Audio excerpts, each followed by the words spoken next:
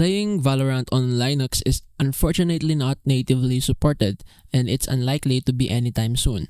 Riot Games officially supports Windows only, primarily because of their Vanguard anti-cheat system, which runs at the kernel level and is incompatible with Linux environments like Wine or Proton.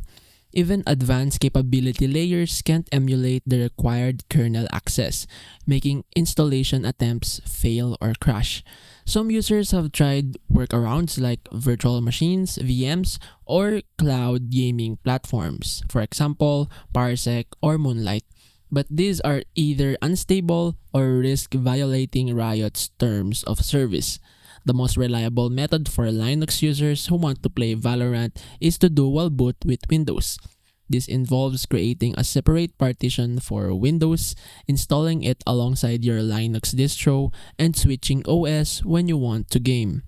So, while you can't run Valorant directly on Linux, dual booting or remote desktop gaming are your best bets if you're committed to staying on Linux. Just be cautious with VMs, they can trigger bans due to anti-cheat detection.